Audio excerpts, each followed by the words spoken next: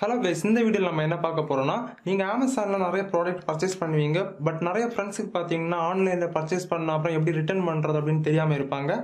So இந்த வீடியோவில் அமேசான்ல நீங்க ஒரு ப்ராடக்ட் பர்ச்சேஸ் பண்ணிட்டீங்க அப்படின்னா, அந்த ப்ராடக்ட் உங்களுக்கு பிடிக்கல அப்படின்னா, இல்லை டேமேஜ் ஆயிடுச்சு அப்படின்னா அதை எப்படி ரிட்டர்ன் பண்றது அப்படின்னு தான் பார்க்க போறோம்.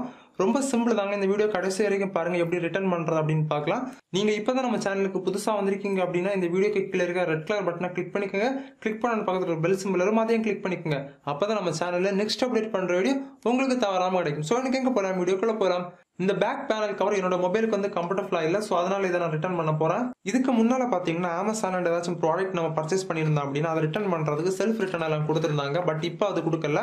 அந்த ப்ராசஸ் பாத்தீங்கன்னா நம்ம அழகா பேக் பண்ணி டேமேஜ் எல்லாம் ஆகாதபடி பேக் பண்ணி இருக்கணும். ரிட்டர்ன் நம்ம செலக்ட் பண்ணோம் அப்படின்னா நம்மளோட மெயிலுக்கு அந்த லேபிள் சென்ட் பண்ணுவாங்க. அதெல்லாம் கட் பண்ணி ஒட்டி சிக்னேச்சர் எல்லாம் போட்டு போஸ்ட் ஆஃபீஸ்லேயே கொரியர்லேயே கொண்டு கொடுக்கணும். ஸோ அது கொஞ்சம் ப்ராசஸ் பார்த்தீங்கன்னா கொஞ்சம் கஷ்டம். நமக்கு வேலையை பார்த்தீங்கன்னா கொஞ்சம் அதிகம். இப்போ பார்த்தீங்கன்னா அமேசானில் வந்து செல்ஃப் ரிட்டர்னை வந்து கேன்சல் பண்ணிட்டே வராங்க எல்லா ப்ராடக்ட்ஸும். ஏன்னா அமேசானில் வந்து செல்ஃப் ரிட்டர்ன் கம்ஃபர்டபுளாக இல்லை அப்படின்னு சொல்கிறாங்க. ஸோ அதனால பார்த்தீங்கன்னா அவங்களே இந்த ப்ராடக்ட் வந்து வாங்கிட்டு போயிடுறாங்க. ஸோ அதுக்கு நீங்கள் என்ன பண்ணணும் அப்படின்னா, அந்த ப்ராடக்ட் உங்களுக்கு பிடிக்கல அப்படின்னா எப்படி வந்துச்சோ அதே மாதிரியே ரிட்டர்ன் நீங்கள் பேக் பண்ணுங்க. ஸோ இந்த மாதிரி நான் வந்த மாதிரியே பேக் பண்ணுறோம். ஓகே, பேனல் கவரையும் உள்ளால வச்சு பேக் பண்ணிட்டோம். உங்களுக்கு அங்கன்ட்டு எப்படி ரிசீவ் ஆச்சோ அதே மாதிரியே பேக் பண்ணுங்க. ஸோ இது சுற்றி வந்து பேக் பண்ணணும் அப்படின்னு அவசியம் இல்லை. இது வந்து ஜஸ்ட் பேனல் தான், டேமேஜ் ஆகாது. இல்லை நீங்கள் கண்ணாடி அந்த மாதிரி ஏதாச்சும் திங்ஸ் வந்து ரிட்டர்ன் பண்ணுறீங்க அப்படின்னா சேஃப்டியாக பேக் பண்ணுங்க.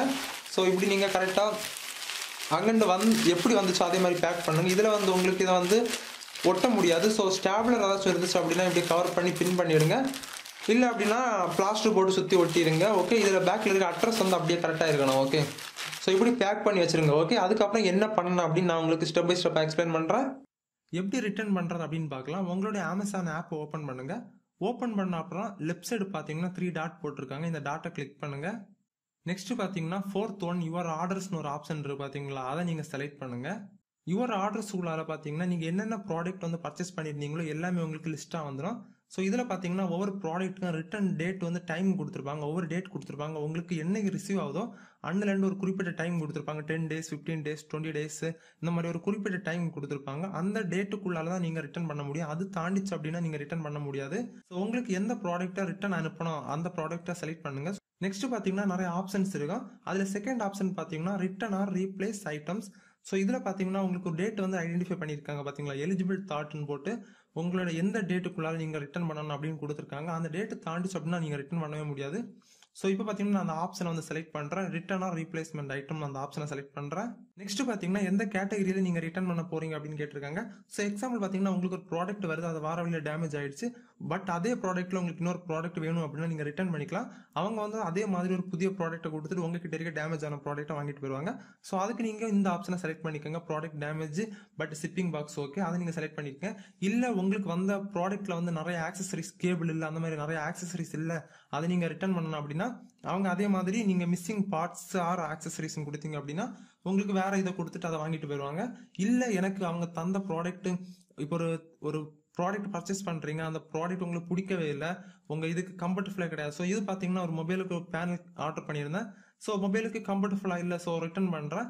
இதே மாதிரி நீங்கள் ஏதாச்சும் கம்ஃபர்டபுளாக இல்லை அப்படி மட்டும் உங்களுக்கு கம்ஃபர்டபுளாக இருக்குது ஓகே அப்படின்னா ஓகே, எனக்கு பிடிக்கவே இல்லை, நான் இதை ரிட்டர்ன் பண்ண போகிறேன், நான் வந்து பே பண்ண அமௌண்ட் எனக்கு வேணும், அப்படியே வேணும் அப்படின்னா நீங்கள் வந்து ஃபர்ஸ்ட் ஆப்ஷனை சூஸ் பண்ணிக்கோங்க.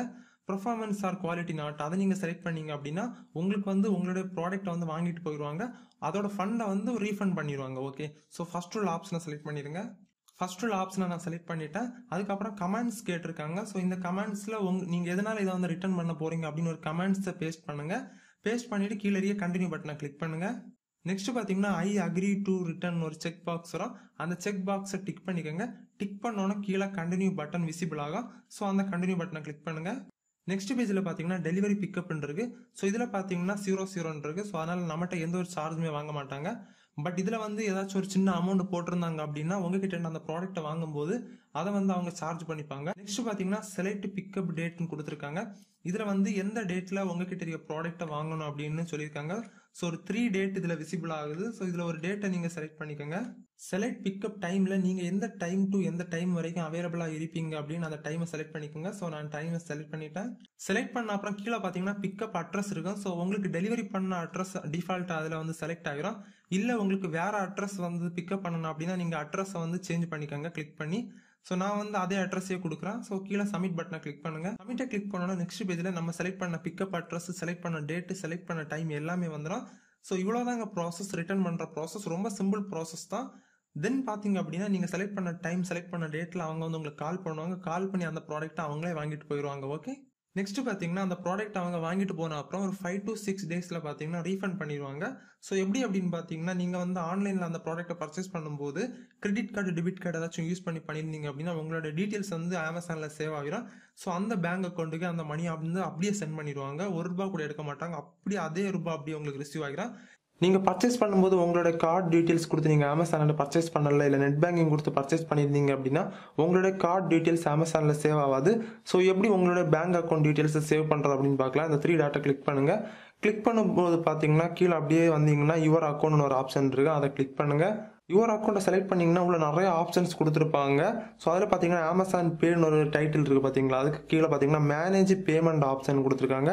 அதை நீங்கள் ஜஸ்ட் கிளிக் பண்ணுங்கள். கிளிக் பண்ணிங்க அப்படின்னா நீங்கள் ஆல்ரெடி கார்டு டீட்டெயில்ஸ் ஆட் பண்ணியிருந்தீங்க அப்படின்னா வந்திருக்கும். ஸோ நான் வந்து 2 கார்டு டீட்டெயில்ஸ் ஆட் பண்ணியிருக்கேன். ஸோ அதனால் வந்து 2மே மேலே இருக்குது. நான் அதை பிளர் பண்ணியிருக்கேன். அதுக்கு கீழே பார்த்தீங்கன்னா ஆட் ஏ பேமெண்ட் மெத்தட்னு கொடுத்துருக்காங்க. ஸோ நீங்கள் ஆல்ரெடி ஆட் பண்ணியிருந்தீங்கன்னா அந்த பேங்குக்கே உங்களுக்கு பேமெண்ட் சென்ட் பண்ணிடுவாங்க. இல்லை நீங்கள் இதில் ஒன்றுமே ஆட் பண்ணலை அப்படின்னா கீழே ஆட் ஏ பேமெண்ட்னு கொடுத்துருக்காங்க. அதை நீங்கள் கிளிக் பண்ணுங்கள். நெக்ஸ்ட் உங்களோட name, card number, expiry date எல்லாம் கொடுத்தீங்க அப்படின்னா ஆட் யுவர் கார்டு கொடுத்தீங்கன்னா உங்களோட கார்டு டீட்டெயில்ஸ் ஆட் ஆகிரும். ரீஃபண்டும் உங்களோட பேங்குக்கே ரிசீவ் ஆகிரும். ஓகே, இந்த ப்ராசஸ் எல்லாம் பண்ண அப்புறம் பார்த்தீங்கன்னா நீங்கள் செலக்ட் பண்ண டேட்டு, செலக்ட் பண்ண டைமில் அவங்க உங்களுக்கு கால் பண்ணிவிடுவாங்க, வீட்டுக்கு வருவாங்க.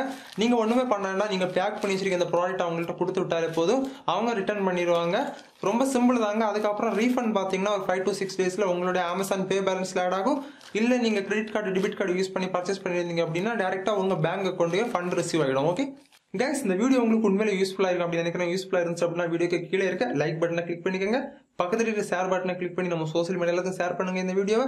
நீங்கள் இது வரைக்கும் நம்ம சேனலுக்கு சப்ஸ்கிரைப் பண்ணலாம். வீடியோக்கு கீழே இருக்க ரெட் கலர் பட்டனை கிளிக் பண்ணி சப்ஸ்கிரைப் பண்ணிக்கோங்க. பக்கத்தில் இருக்க பெல் பட்டனை கிளிக் பண்ணிக்கோங்க. அப்போ தான் நம்ம சேனல் நெக்ஸ்ட் அப்டேட் பண்ணுறது உங்களுக்கு தவறாமல் கிடைக்கும். ஸோ மீண்டும் ஒரு அஸ்தலான வீடியோ சந்திப்போம். Bye bye.